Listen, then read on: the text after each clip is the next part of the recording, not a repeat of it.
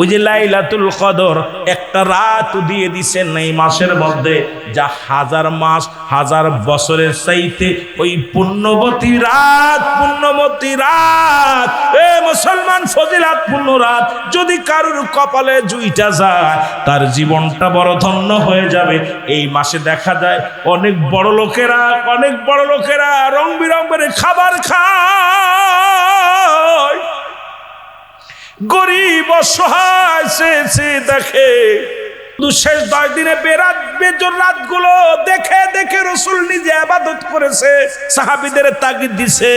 শুধু একটা দিন নয়, 27 নয়, বেজর রাতগুলো 1 নম্বরে 21 রাত, 2 নম্বরে 23 রাত, 27 রাত, মুসল 25 রাত, 27 রাত, আমার বাজান 29 রাত। এই বেজর রাতগুলো বেশি নফল নামাজ পড়বেন, ইবাদত বন্দেগী করবেন। এই শেষটা 10 দিন আল্লাহুম্মা আজিন্নি মিনান নার, জাহান্নাম থেকে মুক্তি যাবেন। এই 10টা দিন বেশি রব্বে কারিমের কাছে প্রার্থনা করবেন। এই রোজা রাখা অবস্থায় 10টা দিন রাসূল বলছে 10টা দিন খুবই গুরুত্ব। এই 10টা দিন বেশি রব্বে কারিমের দরবারে পানা চাইবেন, মাফ চাইবেন, গুনাহ মাফ চাইবেন, নিজের পরিবারের জন্য মাফ চাইবেন, নিজের জন্য মাফ চাইবেন, প্রতিবেশীর জন্য মাফ চাইবেন, আত্মীয়স্বজনের জন্য মাফ চাইবেন। রব্বে কারিম মাফ করার জন্য একদম আপনাদের অপেক্ষা করতেছে। আপনি চাইতে দেরি, মাফ করতে দেরি নয়। সেই সুযোগটা পায়াও যদি অবহেলায় হারায় ফেলেন, আপনার মতো কপাল পুরা মানুষ আর দুনিয়ার মধ্যে নেই। ওই প্রতিবেশীর হকগুলো আদায় করতে হবে। এই জন্য মাহে রমাদান মাস আসছে, এই সাধনার মাস, শ্যাম সাধনার মাস, আত্মশুদ্ধির মাস। এই মাসে অনেক করণীয় ফজিলাত রয়েছে। তার মধ্যে মুসলমান শোনো, এই ফজিলাতগুলো আপনারা আমাদেরকে 1 নাম্বার হলো, বান্দা যখন একটা বড় গুরুত্বপূর্ণ সারাদিন রোজা রাখবে, রোজা রাখিয়া যখন ইফতার নিয়ে সামনে বসবেন, আমার রব্বে কারিম এই সময়টা দোয়া কবুল করে। বাবা আদম আলাইহিস সালাম একটা ভুল করলো, বাবা আদম আলাইহিস সালাম এই দোয়া করেছিলেন, তাওবা করেছেন, আস্তাগফিরুল্লাহ রব্বি মিন কুল্লি জামবি ওয়া তুবু ইলাইহি লা হাওলা ওয়ালা কুওয়াতা ইল্লা বিল্লাহ। ও মুসলমান, বাবা আদম বলেছিল, রব্বানা জালামনা আনফুসানা ওয়া ইল্লাম তাগফির লানা ওয়া তারহামনা লানাকুনান্না মিনাল খাসিরিন। যুবক বন্ধুরা শুনে নাও, এই মায়ের রমাদান মাসের সবচেয়ে ফজিলাত হলো যেগুলো আমি একটু আপনাদেরকে কয়েকটা টাচ দিয়ে যাই, সেই টাচ দেওয়ার পর আমি আবার মূল আলোচনা যেতে হবে, লম্বা আলোচনা হয়ে যাবে। এই রমাদান মাসে আমার বাবারা 1 নম্বরে চাঁদ দেখে রোজা রাখবেন। রাসূল বলে গেছেন, আমার বাবারা, আমার চাঁদটা দেখে রোজা রাখা হলো উত্তম। মুসলমান, এখন আমাদের দেশে কিন্তু চাঁদের দিকে খেয়াল করি না। কেন করি না? তার কারণ হলো এখন আমরা সবাই নির্ভর করি মিডিয়ার দিকে। না না না বাবা, রাসূল বলছে তোমরা চাঁদ দেখে রোজা রাখবা, চাঁদ দেখে রোজা ছাড়বা। চাঁদ দেখার জন্য যদি না দেখতে পারেন, যদি খবর দেয় এই মুসলমান হেলাল কমিটি, যদি খবর দেয়, তাহলে আপনি এই রোজা রাখবেন, দর্শনীয় নয়। তবে নিজ চোখে দেখা এই কুদরতি চোখ দিয়া মাহে রমাদান মাসের যখন আপনি যখন আপনি চাঁদ ধরে দেখবেন, আমার আল্লাহ রাব্বুল আলামিন আপনার ভিতরে রহমত দান করবেন। ওই রমজান মাসের পুরো ফজিলাত, পুরো বরকত, এই নিয়ামত আপনি হাসিল করার যে সবটা পাবেন। মুসলমান বাবারা, চাঁদটা দেখার সঙ্গে সঙ্গে এই বরকতময় চাঁদের খাতিরে রব্বে কারিমের আপনার সগীরা গুনাহগুলো মাফ করে দিবে। জোরে বলেন মারহাবা। কিন্তু এই ছোট ছোট গুনাহ মাপের জন্য অনেক ওসিলা আছে, বড় গুনাহ তো নয়। মুসলমান শোনো, এই চাঁদটা দেখার জন্য চেষ্টা করবেন, না দেখলে দোষণীয় নাই, তবে চাঁদ দেখে রোজা রাখবেন, চাঁদ এসে পরের দিন থেকে রোজা রাখবেন। দ্বিতীয় হলো আপনি তারাবি আদায় করবেন। আমার দেশে অনেক ভুল করে আমার ভাইরা, যেগুলো ভুল আছে সেই ভুলগুলো শুধরানোর জন্য, পল্লীর জন্য কিছু কথা বলে যায়। আমার বাবারা আমার, 1 নাম্বার দেখবেন অনেকেই রোজা রাখে, তারাবি যদি পড়তে না পারে রোজা ছেড়ে দেয়। তারাবি হলো সুন্নাত না সুন্নাত, আর রোজা হলো ফরজ। এখন অনেকের চিন্তা থাকে আজকে তারাবি পড়তে পারেনি, রোজা রাখবো না। এই ভুলটা করবেন না, তারাবিটা সুন্নাত আদায় করবেন। এইটা একটা দোয়া। এই 20 রাকাত তারাবি আপনি আদায় করবেন, সারা রাত জেগে জেগে ইবাদত করবেন, রোজা রাখবেন, দিনের বেলা রোজা রাখবেন। এবার আর একটা ভুল করি আমরা, সেটা হলো সেহেরি। রাসূল বলছে ইফতারটা সময় মতো করে নেবেন, সময় মতো একদম ঠিক সময় ইফতার করার জন্য রাসূল তাগিদ দিছে আমার বাবারা আমার। আর সেহরিটা শেষে করতে বলেছে, এই শেষের এই জন্য করতে বলেছে, যখন সেহরিটা শেষ করবে ইমাম সাহেব আযান দিবে সালাতু খায়রুম মিনান নাওম, সঙ্গে সঙ্গে আপনি রোজা কি অবস্থায় সঙ্গে সঙ্গে মসজিদে যাবেন, কারণ সকালবেলা 2 রাকাত ফরজ নামাজ আছে। আপনার নামাজ হলো ফরজ, রোজাও ফরজ, কিন্তু অনেকে রোজা রাখেন ফজরের নামাজে যান না। এই জন্য আপনি সেহরি করবেন শেষে, ইফতার করবেন আগে, তবে এত আগেও করবেন না, আবার বেলা ডুবার আগেই যদি শেষ করে দেন তাহলে রোজা কিন্তু শেষ। জন্য কোন ঠিক কিনা? এই সময়টা বেশি দোয়া কবুল করে আল্লাহ রাব্বুল আলামিন। বান্দা যখন ইফতারে নিয়ে রব্বে কারীমের দরবারে প্রার্থনা করে, রব্বে কারীম অত্যন্ত ভালোবাসে, অত্যন্ত মায়া করে, ওই ব্যক্তির গুনাহ আল্লাহ মাফ করে। ওই সময় দোয়া করবেন, তওবা করবেন, ইস্তেগফার করবেন, করে করে দোয়া করবেন, রব্বে কারীমের কাছে প্রার্থনা করবেন। আমার বাবারা আমার, বন্ধুরা আমার, আবার অনেকে আছেন মুসলমান সেহরি যেটা না করতে পারলে রোজা রাখে না, চিন্তা করে রোজা রাখা এটা উত্তম, উত্তম রোজার ইফতার করা, সেহরি করা। এটা যদি পারেন একটা খেজুর খেয়ে থাকবেন, একটু পানি খাবেন, যদি নাই উঠতে পারেন, যদি খাইতে না পারেন, এই অবস্থায় রোজা রাখবেন, নিয়ত করবেন, কোনো দোষণীয় নয়। কারণ সেহরি খাওয়া ফরজ নয়, সেহরি খাওয়া একটা সবের কাজ। এটা ওই গনিমতের মালের মতো, মুসলমান করলে সব ধরে নিবেন, যেটা ধরে নিবেন এটা আপনি আদায় করে নিবেন। আর রোজা কিন্তু ফরজ, এই ফরজ রোজার দিকে গুরুত্ব রাখবেন। আমার দেশের অনেক বাইরে আছে ইফতার করতে সেহরি করতে পারে না, সে রোজাও রাখতে চায় না, এই ভুলটা করা যাবে না। সেহরি করা হলো সুন্নাত, রোজা রাখা ফরজ। এই ফরজ রোজার দিক গুরুত্ব থাকবে, জোরে বলেন মারহাবা। এই রোজা রাখা অবস্থায় রাসূল বলছে তোমরা মিসাক করবা। অনেকে দেখেন রোজা থাকে মিসাক করে না, এলা আর এক বুকার দলেরা দেখা যায় তাদের পাশে নামাজ পড়তে গেলে নাক বন্ধ আসে, একটা দুর্গন্ধ বাইর হয়। আপনি 5 ওয়াক্ত নামাজ পড়েন, 5 ওয়াক্তে আপনি কি করবেন? মিসাক করবেন। যেটা মুসলমান একটা ডলা দিয়া রেখে দিবেন, দুর্গন্ধ চলে যাবে। তবে মুখ থেকে যে দুর্গন্ধটা আসে সেই গন্ধ আর সেই গন্ধ নয়, এই গন্ধটা আসবে যখন মিশকাম্বারা সাইতুল সুগিরাম, সেটা হলো রোজাদারের ঘিরান। তবে এখন নিজে যদি বিরাস না করে, যদি আপনি কি করেন ওই মিসাক না করিয়া দুর্গন্ধ বানাতে চান, যে আলেম ওলামা বলছে মা বান্দার মুখের ওই দুর্গন্ধটা হলো মিশকাম্বারের চাইতে অতি উত্তম। এখন এইটা মনে করে যদি আপনি গাল ফসায় ফেলেন, এই অবস্থায় আপনার পিছে নিজেরও নামাজ হবে না, ছুটে যাবে, ওর প্রতিবেশীরও ক্ষতি করবেন। জোরে বলেন ঠিক কি না? তবে তামাক টামাক নিয়েন না, অনেকে হয়তো গোল টোল নিতে পারেন, খবরদার এগুলো নিবেন না, এগুলো নিলে রোজা ভেঙে যাবে। আমার ভাইয়েরা আমার, বন্ধুরা আমার, রোজা রাখা অবস্থায় বেশি বেশি কোরআন না পড়তে পারেন, কোরআনটা বুকের সঙ্গে ধরবেন। যদি পড়তে একেবারেই না পারেন, সূরা কিরাত যা পারবেন পড়বেন। যদি কোনো কিছুই না পারেন, তবু কোরআনটা বুকের সঙ্গে টেনে ধরবেন, বুকের সঙ্গে লাগাইবেন, কোরআনকে মহব্বত করবেন। যদি আপনি 2টা 4টা হরফ জানেন, এটা আপনার নাতি পুতিরে শিখাইবেন, নাতিরে বুক কাছে নিয়ে ডাকতে বলেন আলিফ বা তা সা, যা পারবেন তাই শিখাবেন। কারণ নিজে কোরআন শিখবেন এবং এই মাসটা হলো গুরুত্বপূর্ণ। একটা হরফ পড়লে 10টা নেকি, এই মাসে 70 নেকি। এই 70কে আবার 7 গুণে বৃদ্ধি করেছে মুসলমান, শুনে নাও। এই মাসে যত নেকি করবেন ওই মাসে তার দ্বিগুণ হবে। সুতরাং ওই মাসে বেশি বেশি দান ধ্যান করবেন। আর রোজা রাখা অবস্থায় সবচেয়ে গুরুত্ব হলো এই শেষ 10টা দিন। রাসূল বলেছেন সবচেয়ে বেশি গুরুত্ব হলো এই 10টা দিন। এই 10টা দিন বাজারঘাট করার জন্য নয়, এই 10টা দিন কেনাকাটার জন্য নয়। রাসূল বলছে এই 10টা দিন ইতিকাফে থাকা অবস্থায় ইতিকাফে থাকবেন। ইতিকাফে যদি থাকতে না পারেন, কিন্তু আমার দেশে দেখা যায় মসজিদে যদি নামাজ পড়েন, ওই মসজিদে যদি কেউ যদি মুসল্লি যদি কেউ ইতিকাফে না থাকে, পুরো মহল্লাটায় দায়ী হয়ে যাবে। যদি ওই এতেকাফে মহল্লার একজন বসে সবাই দায়ী মুক্ত হয়ে যাবে ফরজে কিফায়ার মতো।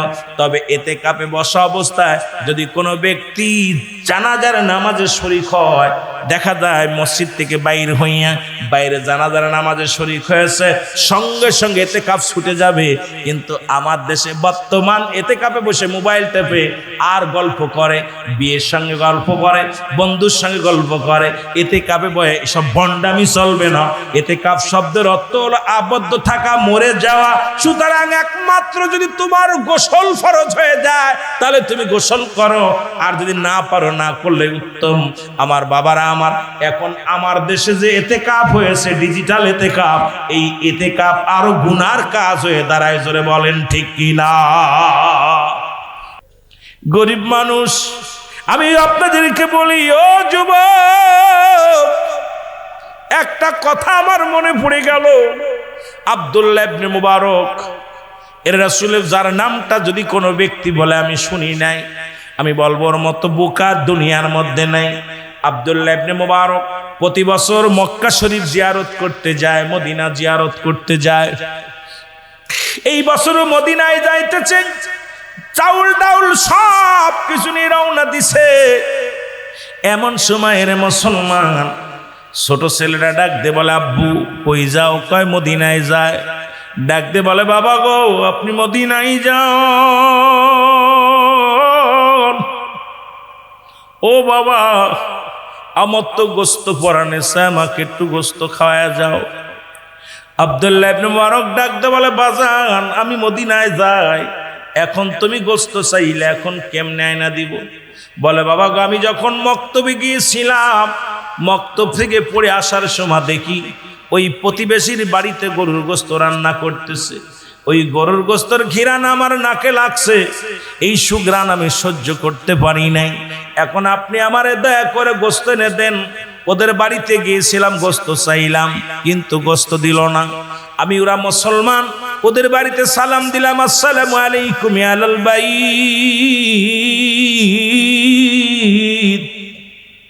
আসসালামু আলাইকুম ইয়া আহলাল বাইত।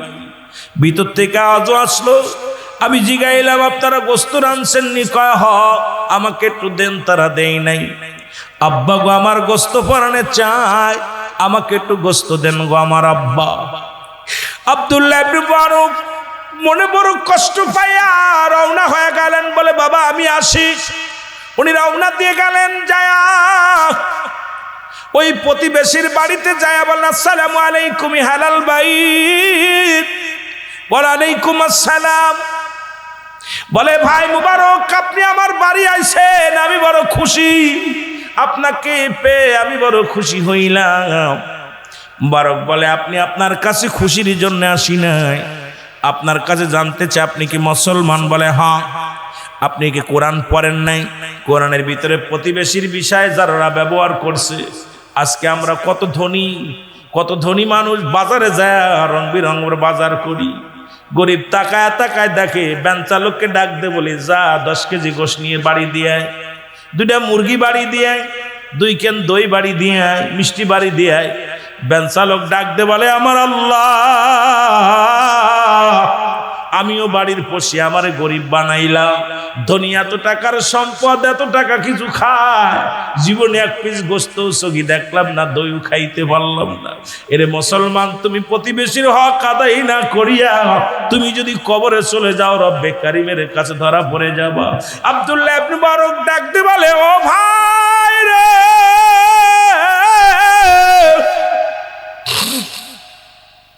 আগে জানতে চাই আপনি কি একজন মুসলমান? বলে, হ্যাঁ। বলে, আপনি কি কোরআনের ভিতরে যারা ব্যবহার করছে কোরআন প্রতিবেশীর বিষয়ে আপনি কি দেখেন নাই? বলে, দেখছি। এবার বলেন, আপনার বাড়ি কি গোস্ত আনছেন? বলে, হ্যাঁ। বলে, আপনার বাড়ি কি গোস্ত পাকানো হয়েছে? বলে, হ্যাঁ। বলে, আমার ছেলে আইছিল নি? জি। বলে, জি। আমার ছেলে কি গোস্ত চেয়েছিল? বলে, চেয়েছিল। দেন নাই কেন? বলে, দিই নাই। আপনার ছেলের আমি গোস্ত দিই নাই। আব্দুল্লাহ ইবনে মুবারক ডাক দে বলে, ও ভাই আপনি কেমন মুসলমান যে আমার সন্তান গোস্ত পরানে চাইল, তার 1 পিস গোস্ত দিলেন না? আপনি কেমন মুসলমান? আপনি কেমন মুমিন আমার বুঝি আসে না। ডাকতে বলে ভাই মুবারক রে, তাহলে তুমি শোনো, ভালো করে শোনো। আস্তে 5টা দিন অতিবাহিত হয়ে যায়, আমার ঘরের মধ্যে কোনো দানা পানি নাই। আমি প্রতিদিন কাজে মক্কা দিকে করে রওনা হয়ে যাই রে।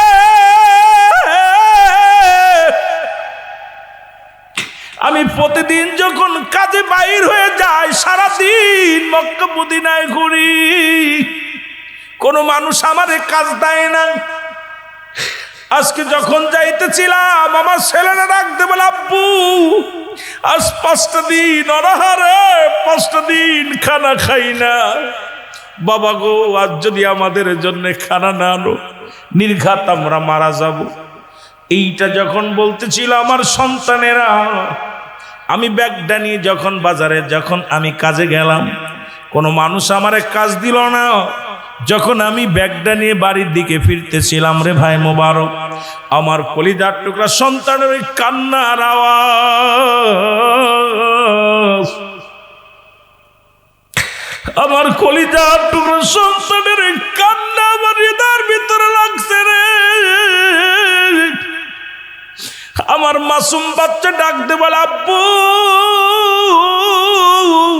আমার আব্বু আজকে যদি আমাদের জন্য খাবার না আনো, নির্ঘাত মারা যাব না খেয়ে। এই কথাটা ভাবতে ভাবতে আসতেছিলাম। 5টা দিন আমার সন্তানেরা কিছু খায় না, 5টা দিন অনাহারে। হঠাৎ দেখি পথের মধ্যে একটা গরু মরে আসে, আর এই মরা গরুর গোস্তগুলো কুকুর শেলে বাগ করে খায়। আমি সেই কুকুরের শেলগুলো তাড়ায়া গরু উরো থেকে একটু গোস্ত কেটে আনি, ওই মরা গরু জবাই করা নাই, ওই মরা গরুর গোস্তগুলো রান্না করে আমার সন্তানদের দিয়েছি। এই কারণে আমি আপনাদের দিই না। আপনি গরিব মানুষ না, আপনি ধনী মানুষ। আল্লাহ আপনাকে সম্পদ দিছে, আপনাকে আল্লাহ, এই জন্য আমি আপনার সন্তানের দিই নাই। মুবারক একটা চিৎকার মেয়ে কান্দার বলে রব্বে কারীম, আমি প্রতি বছর মদিনায় যাই, অথচ আমার পাশে প্রতিবেশী আজ 5টা দিন অনাহারে, 5টা দিন ঘরে চাউল নাই, ঘরে ডাউল নাই, ঘরে কোনো খাবার নাই। ছোট ছোট মাসুম বাচ্চাগুলো কান্দে আব্বু আব্বু আব্বু বলে ডাক দেয়।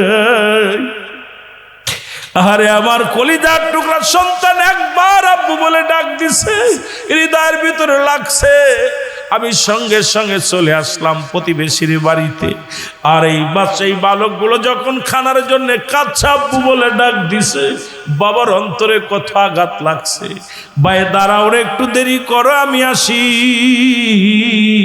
ও আমার ভাইরা আমার, শুনে নাও, আজকে এমনও প্রতিবেশী আছে প্রতিনিয়ত কত খুরমা খায়, খেজুর খায়, কত রং বিরঙের ইফতার করবে রে মুসলমান। 20 পদের আইটেম, 10 পদের আইটেম লয়া সামনে বসো, এমন রিক্সা চালক, এমন দিন মজুরি আছে, একটু চাউল দিয়া পানি খায় রোজা রাখে, রোজা ভাঙে। এই মানুষটা আরে আমার রব্বে কারীমের দরবারে যখন হাত উঠায় দেয়, তুমি ধনী, তুমি ধনী, তুমি কি হক আদায় করলা, প্রতিবেশীর হক আদায় করলা। আব্দুল্লাহ ইবনে মুবারক এক দড়ি বাড়ি চলে গেলেন। বাড়ি যা বিবিরে ডাকতে কয়, বিবি ও বিবি, এবছর আমি মদিনায় যাব না, হজ করতে যাব না রে বিবি। বিবি কয়, স্বামীরে তোমার কি হয়েছে বলো। বলে, ঘরের ভিতরে যত চাউল ডাউল আছে দিয়ে দাও। এবার মাথার মধ্যে নিয়ে রওনা হয়ে গেলেন। আয়া ডাক দে বলে, ভাই এই নাও, এইগুলো নাও, চাউলগুলো নাও, তোমার সন্তানদের রান্না করে দাও, তোমার সন্তানেরা খাক। আমি বছর মদিনায় যাব না, হজ করতে যাব না, আর যদি আপনার লাগে তাহলে আমারে বলবেন, আমি এনে দিব। এই বলিয়া চলে গেলেন। 45 দিন পরে হাজিরা যখন দেশে ফিরে আসলেন যুবক বাবারা, তখন সবাই আব্দুল্লাহ ইবনে মুবারকের বাড়ি আসলেন।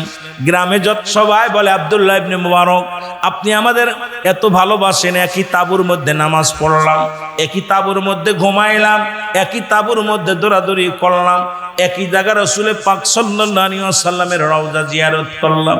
এ ভাই মুবারক, কেমন করে চলে আসেন আমাদের থুইয়া। মুবারক ডাক দে বলে, খোদার কসম, আল্লাহের কসম করে বলি আমি এবছর মদিনায় যাই না। কই মিথ্যা বলেন কেন?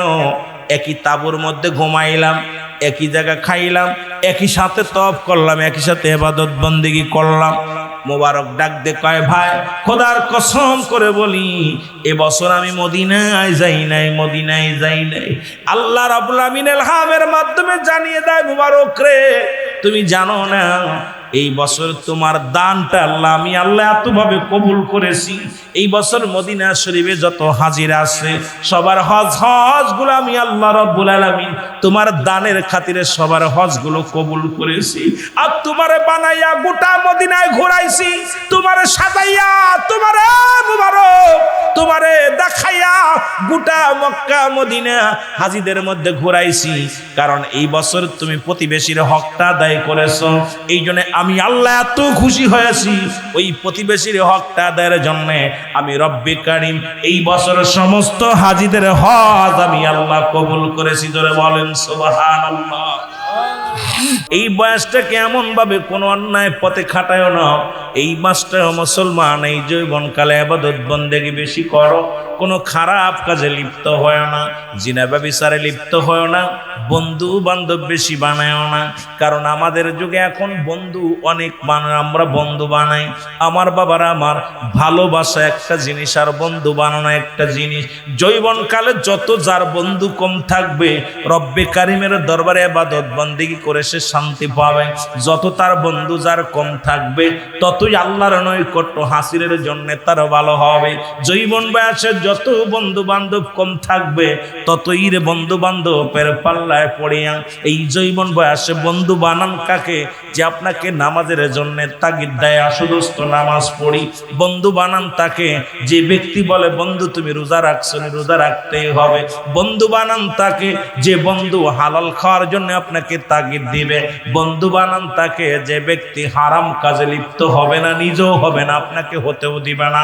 বন্ধু বানান তাকে যে ব্যক্তির সৎ চরিত্র আদর্শবান ব্যক্তি, তারে বন্ধু বানান। এই দুনিয়ার মধ্যে এমন বন্ধু যদি বানাইতে পারো রব্বে কারিমের ইবাদত বন্দেগী করে শান্তি পাবা। মুসলমান শুনে নেন, এই ভালোবাসার মানুষ অনেক করা যায়, বন্ধু কিন্তু হিসাব করে বানাইতে হবে। যে বন্ধু আপনার সর্বনাশার মূল, সেই বন্ধুকে এড়িয়ে চলতে হবে। জোরে জোরে চিল্লায় বলেন ঠিক কিনা? ও মুসলমান শোনো, ঝড় যদি সেরে যায়, একবারে বাংলা ভাষা আমি আপনাদের বুঝা দিয়ে যাই। ঝড় যখন তুফান আসে, যদি আম কুড়াইতে যান ঝড় সেরে গেলে আম পাওয়ার সম্ভাবনা, ঝড়ের ভিতরে গেলে কিছুটা পাওয়া যাবে। যৌবনকালে যদি ইবাদত বন্দেগীতে মজা না লাগে, বুড়াকালে অলসতায় ধরবে, বুড়াকালে ইবাদত করে শান্তি পাওয়া যাবে না, কোনো কাজে তৃপ্তি পাওয়া যাবে না, মজা পাবে না। জোরে বলেন ঠিক কি না? এই জন্য রাসূল বলছে যৌবনকালের গুরুত্ব দিয়া নবীজি বলছে তোমরা যৌবনকালকে খেয়ানত করো না, যৌবনকালটা নষ্ট করো না। এই কালটা তোমরা ভালোভাবে ইবাদত বন্দেগী করো। আল্লাহর জান্নাতে যদি যেতে চাও, রাসূলের দিদার যদি পেতে চাও, তাহলে এই জীবনটা ওই যৌবনকালটা এমন ভাবে কাটিয়ে দাও রব্বে কারিমের ইবাদত বন্দেগীর মধ্যে। জোরে জোরে চিল্লায়া বলা যাবে না মারহাবা। দ্বিতীয় নাম্বার নবীজি বলেছেন, 2 নাম্বার হলো সুস্থ শরীর। ওই ব্যক্তি, যে ব্যক্তি সুস্থ আছে, সুস্থ থাকাকালীনে সেজন্য রব্বে কারিমের ইবাদত বন্দেগী বেশি বেশি করে। মুসলমান যখন অসুস্থ হয়ে যায়, এই ব্যক্তি নামাজ পড়ে শান্তি পায় না, রোজা রেখে শান্তি পায় না, জিকির করে শান্তি পায় না, রাত জাগরণ করে শান্তি পায় না। এই রাসূল বলছে পৃথিবীর মধ্যে সবচাইতে সুস্থ থাকা অবস্থায় রব্বে কারিমের ইবাদত করার হুকুম বলেছে। এটা একটা গনিমতের মালের সঙ্গে 5টা জিনিস তুলনা দিয়েছে। তার মধ্যে 2 নাম্বার হলো মানব দেহের সুস্থতা। জোরে জোরে চিল্লায় বলেন মারহাবা। মুসা আলাইহিস সালাম ডাক দিয়ে বলে, রব্বে কারীম আমি আপনার কাছে জানতে চাই, আপনি যদি মুসা হন, আমি যদি আল্লাহ হই, আপনি আমার কাছে কি চাইবেন একটু জানতে চাই। আমার আল্লাহ কয় মুসার জীবনেও তুমি কোনোদিন আল্লাহ হতে পারবা না। মুসা নবী আল্লাহ তুমিও জেনে রাখো, তুমিও কোনোদিন মুসা হতে পারবে না। আমি যেমন আল্লাহ হতে পারবো না, আপনিও মুসা হতে পারবেন না। তবে ধরেন আপনি মুসা, আমি আল্লাহ, আমার কাছে কি চাইবেন? আমার আল্লাহ কয় মুসা নবী মুসারে শোনো, তোমার যদি আল্লাহ হতে, আমি যদি মুসা হতাম, সর্বপ্রথম চাইতাম আমার শারীরিক সুস্থতা। আমার আল্লাহ বলেন মুসারে, আরে যার দেহ ভালো তার সব ভালো। এই জন্য আমি সর্বপ্রথম রব্বে কারিমের কাছে দরখাস্ত করতাম আল্লাহ যেন আমার শারীরিক সুস্থতা রাখে। এর মুসলমান দেওয়ার দ্বারা প্রমাণ হয় মানব দেহটার ভালো রাখার জন্য, তার শারীরিক মানসিক সুস্থতা রাখার জন্য এক নম্বর এই ব্যক্তির সুস্থতা প্রয়োজন। জোরে বলেন ঠিক কিনা? আর একটু জোরে বলেন। রসুল বলছে ওই যৌবন কালটা যেমন গনিমতের মাল, তদ্রূপ মানব দেহের সুস্থতাও গনিমতের মালের মতো। যত ধরে নিতে পারবা, যত এবাদত বন্দেগি করে নিতে পারবা। ওরে মুসলমান, এই দুনিয়ার মধ্যে মাথা জ্বালা যার, সে তো এবাদত বন্দেগি করতে পারে না। পেটে ব্যথা যার, সে তো খোদার এবাদত ঠিক মতো করতে পারে না। চোখে দেখে যে, সে কোরআন পড়তে পারে না। মুসলমান গভীর মনোযোগ, এক কথায় আপনাদের এত বোঝানো লাগবে না, জ্ঞানী গুণী মানুষ যারা আছেন। এই জন্য সুস্থতা আমার আল্লাহ পাক আমার নবীজি ঘোষণা করেছে, এটা গনিমতের মালের সঙ্গে ঘোষণা করেছে। বান্দার এই দুনিয়ার মধ্যে 5টা নিয়ামতের মধ্যে 2 নম্বর নিয়ামত হলো তোমার দেহটা সুস্থতা। আজকে যদি আমার আপনার দেহটা সুস্থতা থাকে, সব শান্তি লাগবে। খেয়ে থাকেন আর না খেয়ে থাকেন, মনের শান্তি লাগবে, তৃপ্তি থাকবে, তৃপ্তি পাবেন অন্তরের ভিতরে। এই জন্য 2 নম্বর শারীরিক সুস্থতার দরকার আছে কি না? 3 নম্বর হলো যুবক শোনো, আল্লাহ তাআলা 3 নম্বর নিয়ামত হলো আল্লাহ ধন সম্পদ। এই ধন সম্পদ পৃথিবীর মধ্যে মুসলমান শুনে নাও, গনিমতের মালের সঙ্গে তুলনা করছে। আজকে আপনি যা আছে দান ধ্যান করেন, কিন্তু কালকে তো পারবেন না। যখন ছেলেরা 3 কাম চলে যাবে, আপনি চাকরি করেন, লক্ষ লক্ষ টাকা কামান, কিন্তু 500 টাকা মসজিদে দেওয়ার মতো ক্ষমতা আপনার হয় নাই, 1000 টাকা দেওয়ার মতো ক্ষমতা হয় নাই, আল্লাহ দিনের কাজে ব্যয় করার মতো ক্ষমতা আপনি দেন নাই। কিন্তু এমন একটা দিন আসবে, ছেলের কাছে 200 টাকার জন্য ধন্যে দিয়ে পড়ে থাকতে হবে, ওখান থেকে 50 টাকা দান করার মতো ক্ষমতা আপনার থাকবে না। এই জন্যে ধন সম্পদ যখন আসবে, আমার রাসূল বলছে ধন সম্পদ টাকা পয়সা যখন রোজগার করবা, এটি বেশি বেশি করে আল্লাহর রাস্তায় দান ধ্যান করবা। ওই যখন তুমি বুড়া হয়ে যাবা, ক্ষমতা থাকবে না দান ধ্যান করার মতো, তোমার ক্ষমতা থাকবে না, পেনশন পেয়ে যাবা এই বুড়ো বয়সে, তখন তুমি আর দানের হাতটা তোমার এরকম চলবে না। অনেক বাবারা আছেন কোটিপতি ছেলে, কিন্তু বাবা দান করতে পারে না ছেলের অনুমতি ছাড়া। যদি কেউ চেয়ে বসে বলে আমি ছেলের কাছে আগে যোগাযোগ করে দেখি, নিজের বলতে কোনো আমি তো থাকে না। এই রাসূল বলছে যখন তোমাদের কাছে ধন সম্পদ গচ্ছিত থাকবে, যখন তোমরা টাকা পয়সা রোজগার করবা, বেশি বেশি করে আল্লাহর দ্বীনের কাজে ব্যয় করবা। জোরে জোরে চিল্লায় বলা যাবে না মারহাবা।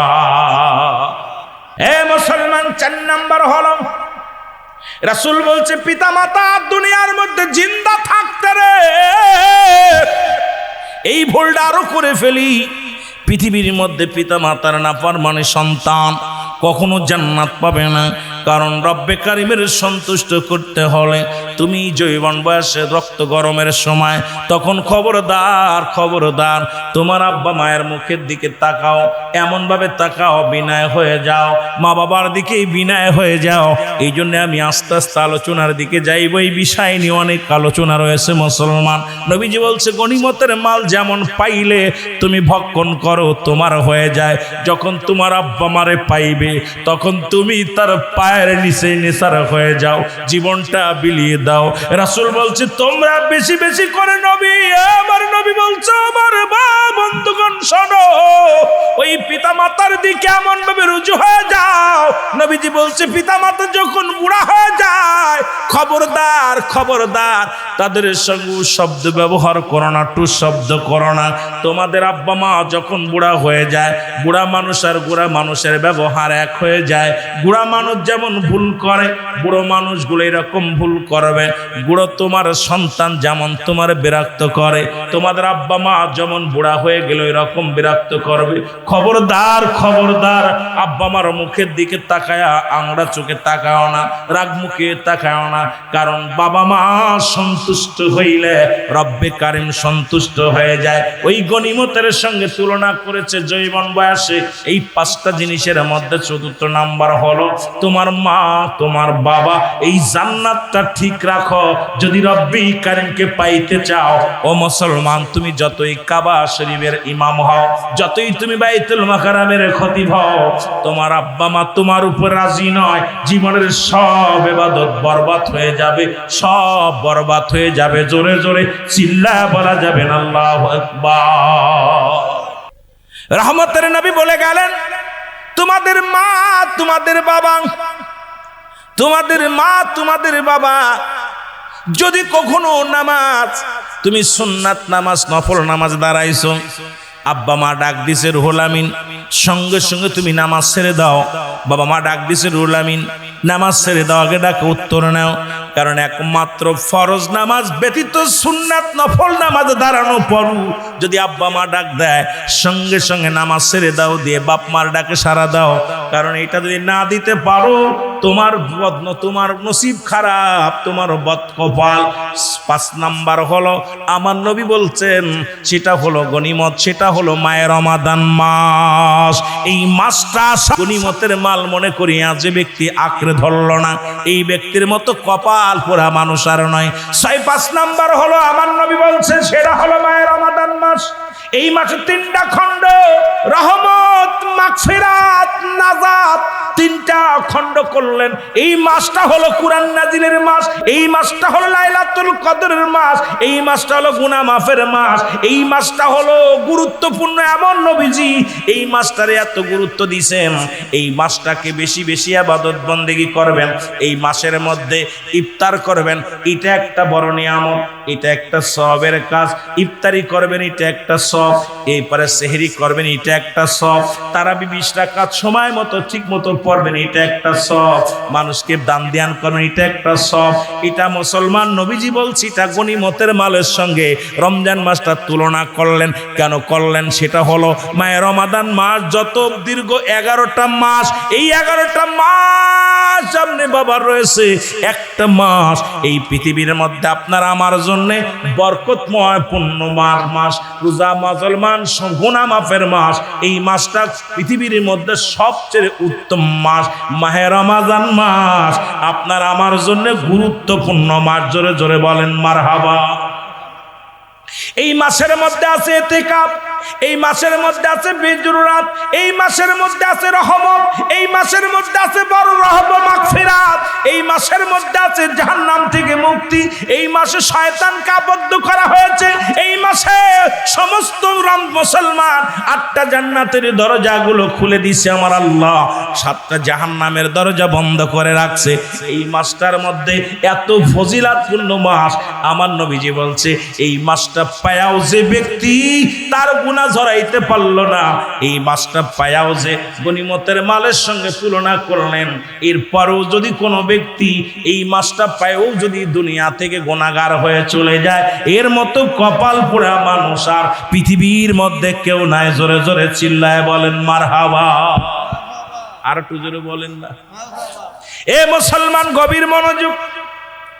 সুতরাং এই মাসে আছে দান ধ্যান করবেন, সদকা দিবেন। এই মাসে মুসলমান রোজা শব্দের অর্থ জ্বালিয়ে দেওয়া, পুড়িয়ে দেওয়া। আপনার দেহের গুনাহগুলো সব জ্বালিয়ে পুড়ে দেওয়া। এরপরে এই মাসটা পায়া যদি গুনাহ মাফ না করাইতে পারবেন, এই মাসটার মধ্যে ফজিলাত আছে মোট মুসলমান 20টা ফজিলাত। 20টা ফজিলাত আমরা 4-5টা জানি।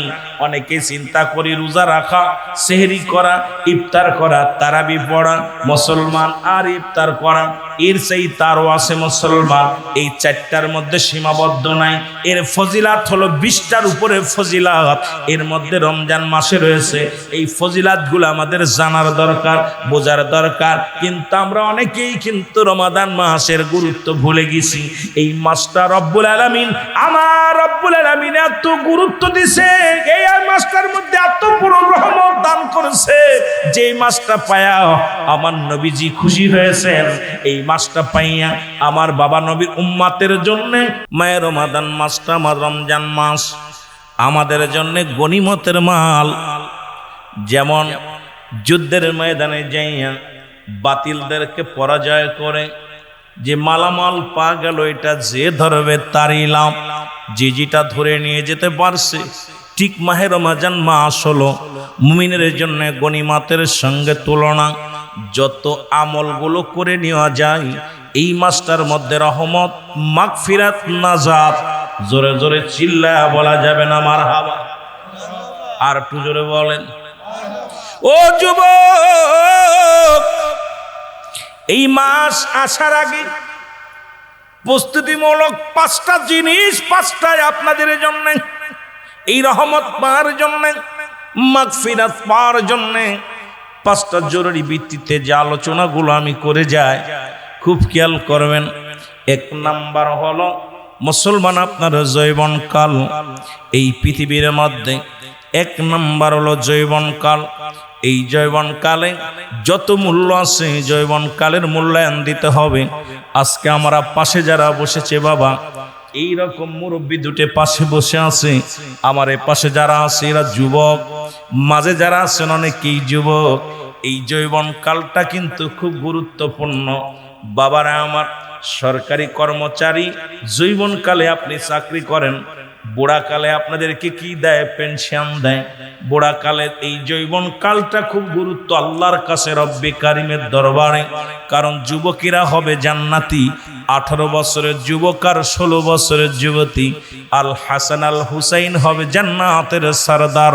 যুবকদের জান্নাতের সরদার। খুব গুরুত্ব দিয়ে শুনবেন মুসলমান আমার বাবারা আমার।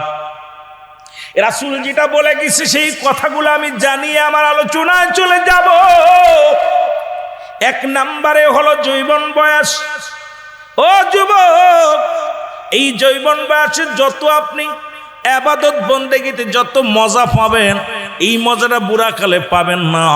বুড়া হয়ে গেলে সূরা কিরাত ভুল হয়ে যাবে, হাঁটতে চলতে কষ্ট হবে, রুকু সিজদা করতে গেলে কষ্ট হবে।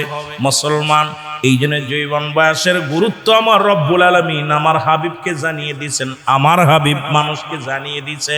এই জন্য রাসূল বলছেন হায়াতি খায়রুল লাকুম। রাসূল বলছে আমার হায়াতের জিন্দেগিটা আমার উম্মতের জন্য কল্যাণ স্বরূপ। জোরে জোরে চিল্লায়া বলা যাবে না মারহাবা।